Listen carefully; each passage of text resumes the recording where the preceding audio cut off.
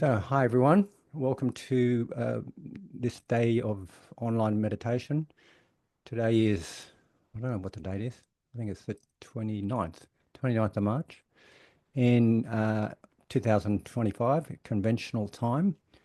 And I'm coming to you from Winjabul country in the Bundjalung Nation of northern New South Wales, otherwise known as Lismore. And today I'm going to invite you to be present. I'm going to invite you to be mindful.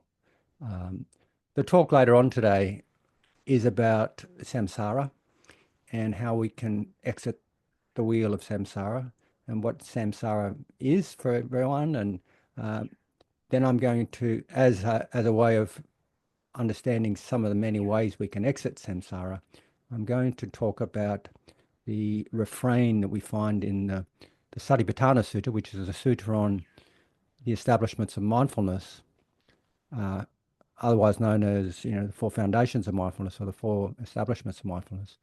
I'm going to be focusing on just a refrain in that particular sutta, which is used, and part of the refrain, it ends with putting aside desire and discontent for the world, which is such a beautiful phrase.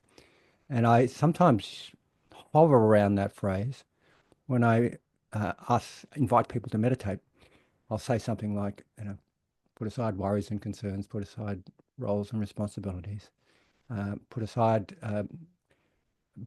as best you can the hindrances and come into the moment. And in many respects, and I think I'll include that phrase, putting aside desires and discontent for the world, because that is completely liberating. If we can do that, it's liberating, it's freeing. So that's what the talk will be about. And also, I'm kind of going to invite you to practice around those themes. So the meditations will, of course, include, well, probably do 2 meditations, I think. And if you wish, you can just let them kind of merge together. You can just stay still when I ring the bell. The first meditation, as always, will be a divine abode meditation. And I think I'll just invite you to do some mettā and include yourself in that, of course. So loving kindness or warm benevolence, mettā.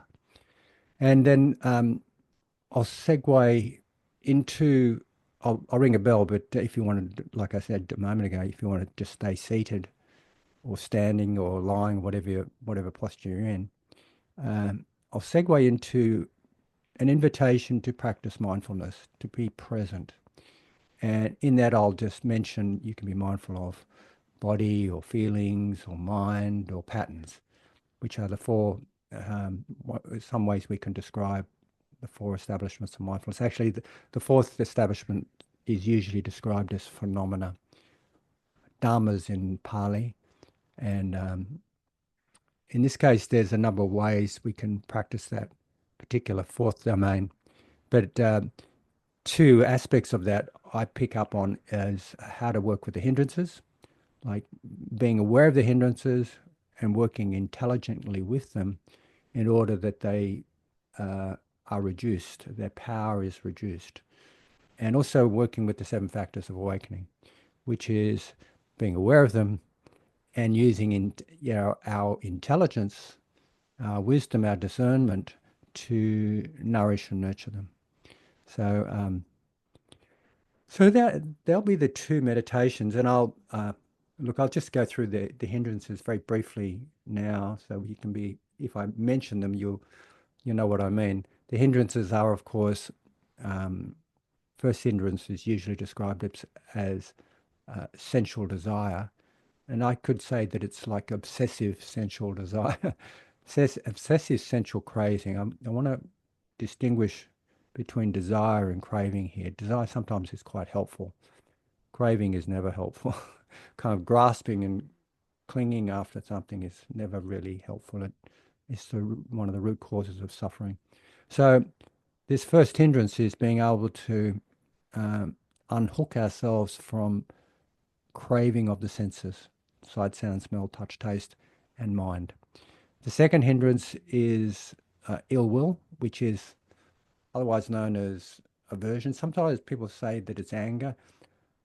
I would like to distinguish that, because anger is an emotion, and often ill will manifests as anger, but I think anger is an emotion in and of itself. I know there's a disagreement here. I had this disagreement with Analio on a retreat I was with him.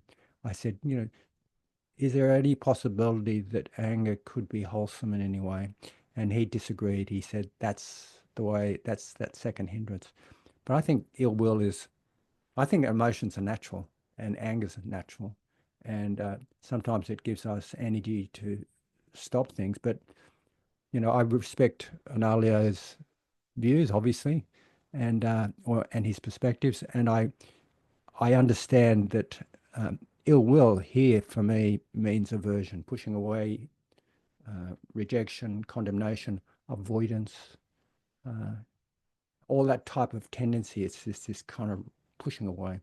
So that's the second hindrance. The third hindrance is sloth and torpor, otherwise known as mental thickness and dullness. And it's this kind of not being very aware. Uh, Even after we've had a really good sleep the night before, we sit down to meditate, and it kind of often manifests as sleepiness or spacing out or something like that. But it is actually a hindrance, because um, it's like we cut off from experience. We kind of want to space out from experience, and we fall asleep. We avoid experience. And sometimes can be even quite pleasant, sloth and torpor, but you're not really seeing clearly. That's a hindrance to meditation. The fourth hindrance is restlessness and agitation. And restlessness and agitation, sometimes it's like thinking a lot. Sometimes it relates to rumination, worry, getting caught up in being mental proliferation, like thinking, and more thinking, totally in your head. And also, it's understood as this kind of rumination, which is like thinking a lot, but it's sometimes understood as being caught up in regret and remorse, like entangled in it so much so that you just can't see through it. You feel really terrible about what you've done, and you wish you didn't do it. And yeah, not this isn't to excuse our behaviors from the past, but it's about recognizing remorse and regret, and like being sucked into it as a uh, kind of a hindrance.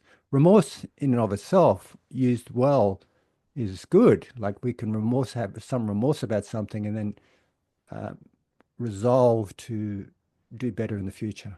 Like, sometimes I sit back and review my day at the end of the day, and I think, oh, I could have done that better.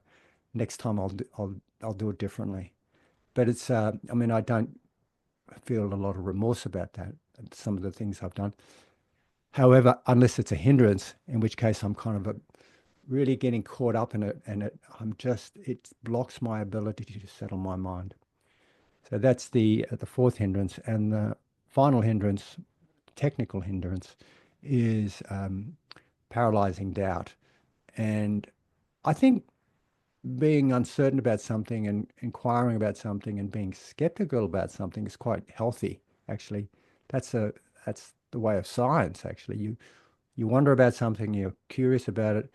You're not going to say a statement. You have a kind of a hypothesis about something. But in terms of meditation, when we're paralyzed by this doubt, we're so caught up in just not our doubt about the benefits of something that we just don't even try. We don't even uh, venture into practicing. It's been described as being at the fork of a road, not knowing which direction to go, so we don't go any direction. And another way we could describe it is this just general lack of confidence. And you can have this doubt in oneself, have a doubt in the teachings, have a doubt in the practice, have a doubt in what the Buddha's talking about. And it's a block. Uh, Sometimes we need to work through it, and there's lots of strategies for all these hindrances.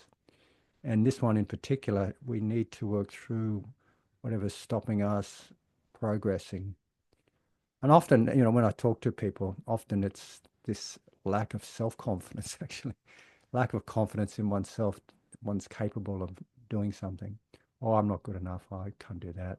Everyone else can do that, but I can't do it. And it's about being honest to oneself and recognizing that it's actually possible. Like you've come this far in the past, you can go a bit further. Um, Sometimes this last one, this paralyzing doubt, the antidotes for it are building confidence and also having trust. There's a difference between confidence and trust here. Only slightly. In my view, the slight difference between confidence and trust. Confidence in something, confidence that something will work. Um, Confidence usually comes about by us trialing something in the past, and having had that experience, we know that it's possible to do something similar or like that in the future, if that makes sense. So you've got confidence. It's like going to a yoga class. I usually bring up the yoga as an example here. It's like going to a yoga class and really knowing that you can do it, and it's been really useful class, and the teachers are great, and all the rest of it. So when you think about going back to that yoga class, you think about it and you think, oh, I have confidence that that will be good because I've been there before. It was good. And if you've never been to yoga, or if you've never practiced yoga in that particular class before, but someone says to you, oh, it's a really great class. It's a really good teacher. She knows, or he knows what they're talking about, or they know what they're talking about. And you can feel confident. You can feel confident that it'll be good. In other words, you're listening to someone you respect and value, and they give you trust that it'll work. So a lot of the practices in Buddhism is based on trust, actually. The trust that something will work. I mean, many of us, well, most of us have never experienced nibbana, for example, but we hear about it, we hear from people that may have experienced it um, or realized it, and we'll go about the practice and we do it based on trust. So they're the five hindrances. And with this fourth domain of meditation, or the fourth foundation of meditation, it's about one of the subdomains is about recognizing that um, those hindrances and intelligently working with them so that you're reducing their impact uh, and reducing their power to block you in your progress. And another subdomain of this fourth domain of mindfulness, or the fourth foundation of mindfulness or establishment of mindfulness, which in the West, I guess in English we could call it phenomena, mindfulness of phenomena. Um, Sometimes it's called that. Another one is being aware of the seven factors of awakening. Being aware of the seven factors of awakening and being able to nourish them. Being able to using intelligence again to be aware of it, noticing, oh, there they are. There it is. There are one of the factors of awakening, and being able to nourish and nurture them. So it's the opposite. It's opposite to it's the opposite to the hindrances.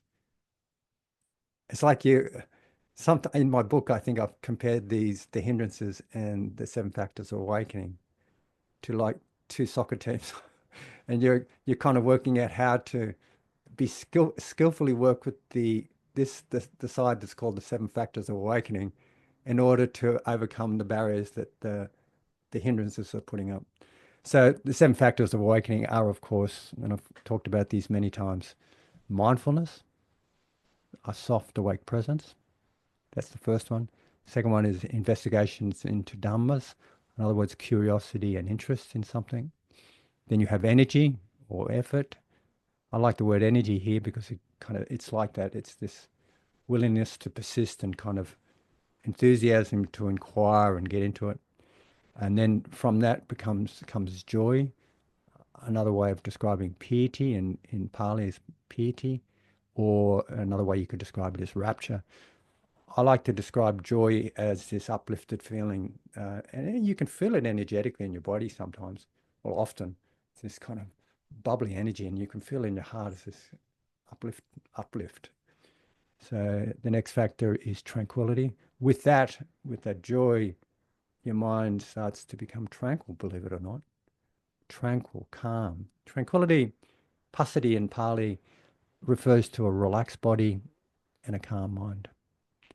And that leads to concentration. Concentration is this gathering together of attention and putting it in one spot. And that all culminates in equanimity, which is this unshaken sense of being balanced, unshaken by the ups and downs of life, unshaken by the praise and blame, loss and gain, pain and pleasure, or fame and disrepute. Just this capacity to be unshaken and stable and see things as they are. So they're the fourth foundation of mindfulness. So coming back to the meditations, I'll be inviting you to practice a mettā meditation, which is loving kindness. And then I'll be inviting you to, if you want to just let that segue onto the mindfulness meditation, I'll be inviting you to practice mindfulness. And I won't be inviting you to practice mindfulness of a particular object other than whatever is coming up, whatever is strongest in your field of attention, you are mindful of that. And as a default, you could probably just stay with being present with the breathing. And you could be present with your breathing in your abdomen or your nose tip if you wish. But it's just being present with breathing, experiencing the breathing. But when your mind goes off, like it might start thinking about something, or it might I had a mosquito here this morning in this room, and I was aware of the mosquito. It might go off with sounds, or it might go off with anything. If it pulls you away from what you're focusing on, then you make that the object of your attention. You notice it. You are aware of it. So if you're sitting and you feel really nauseous, that's a hard one to be mindful of nausea, but it is possible. Or you're grumpy, or feeling not so good, then you make that not so good experience your object of attention or your object of mindfulness, and you note it. And again, the four domains of mindfulness. The first domain is body, which is all experiences related to the body, including sensations and posture and actions and so on. The second domain, or the second foundation, is mindfulness of feelings, which refer to this hedonic quality of pleasantness, unpleasantness, or in the middle, neither pleasant nor unpleasant. The third domain is about mind. It's called chitta, tracking chitta, which is really heart mind. And that is being able to be present and track and be with thoughts, emotions, like the mental component of emotions, moods, states of mind, all these mental phenomena, like being able to be present with that and see it for what it is. And then the last foundation is, of course, phenomena, which I've just described a bit earlier.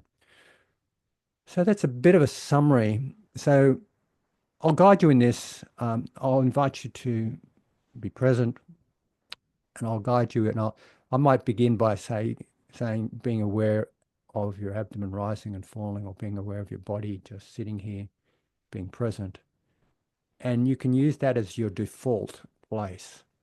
So whenever you're just nothing strong appearing in your mind or in your environment or your body that's coming up, you can just stay with that default place of being in your body, just breathing. But when it goes away, when it gets pulled away somewhere else, and if it's strong and it seems to stay there, then you can shift to whatever is happening, and you note it, you're mindful of it, you attend to it, and you see it for what it is.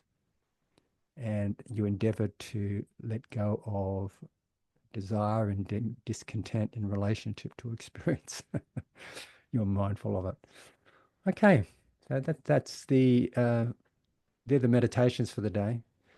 And as usual, we'll have a break at about 20 to 11 Australian Eastern Daylight Time, which is in about an hour, I think.